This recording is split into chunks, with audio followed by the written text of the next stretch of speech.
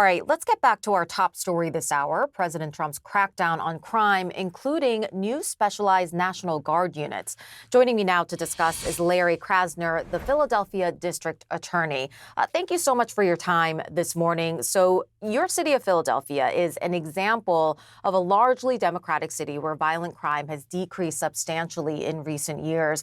President Trump has said, he is not stopping at Washington, D.C. So let me ask you for starters, do you worry that Philadelphia could be next? I worry anytime somebody wants to break the law. And we're talking about a man who's been convicted of 34 felonies.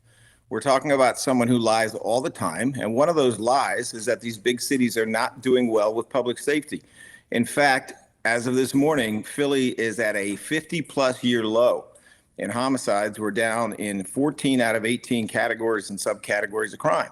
This is just a lie. It's a lie in D.C., it's a lie in L.A., it's a lie in Chicago, it's a lie in Philly, and it's a lie by a criminal who pardons criminals, insurrectionists, people who are basically engaging in treason against the United States. Simply put, the only crisis here is Donald Trump, and that's because he wants a crisis. He wants a crisis so he can roll tanks in big cities, make it look normal, and he wants that because he intends to try to carry out a coup. All right, so you mentioned the city of Chicago, and the president has said that cities like Chicago and New York are at the top of his list.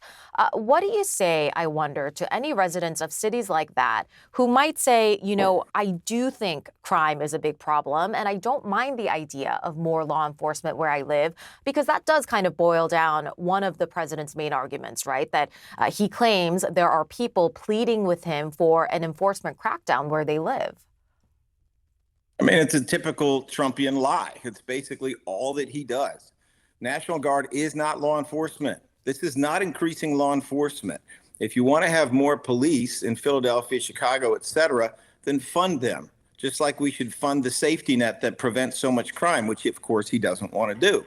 But let's not pretend that National Guard troops or U.S. military who are trained to kill the enemy are trained to be peacekeepers among the citizenry. That's not real. We've seen the tragedies that can occur here, including at Kent State in the 1970s when National Guard troops killed a bunch of students and shot a bunch of other students.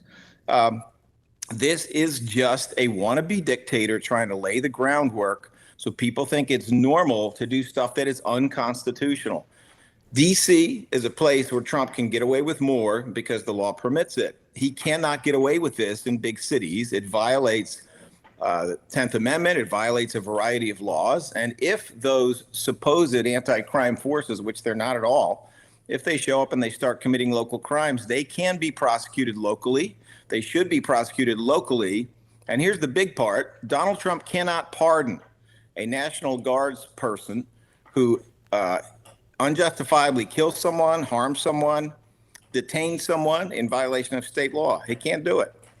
You just said that President Trump can't get away with this in big cities. Can you walk us through what exactly the legal recourse might be for a city like yours if President Trump were to try to deploy National Guards? Sure. So under the 10th Amendment to the United States Constitution, the president has no ability to force local authorities to enforce federal law. So his Nazified deportation program, his improper use of ICE for that purpose is not something that he can make the Philadelphia police, the Philadelphia mayor, the Philadelphia police commissioner, or the DA, which I am, carry out. Cannot do it. These other excuses that he is coming up with about why it is we should do this unprecedented thing that, among other things, violates the law of posse comitatus. All of this stuff it's basically a grifter in search of a crisis that doesn't exist. The only crisis here is Donald Trump. And he wants a crisis because he wants an excuse to cancel elections down the road. Maybe not these midterms, a little early for his game, but definitely after that, he's even spoken about it. He just spoke about it the other day when Zelensky was meeting with him in the Oval Office. He's talking about the cancellation of elections because of a crisis where there is no crisis. America needs to wake up. This is serious. We have elected officials saying nothing and doing nothing. It is not time to appease.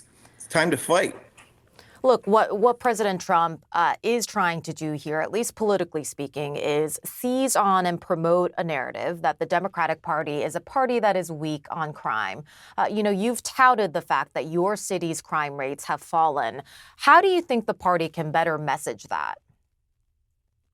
Well, first of all, they can tell the truth. Here's the truth. If you look at the last 25 years, and I have had my criminologist and my data lab do this, if you look at the last 25 years, the Republican states were more dangerous than the Democratic states 24 of those 25 years, and it was a lot more.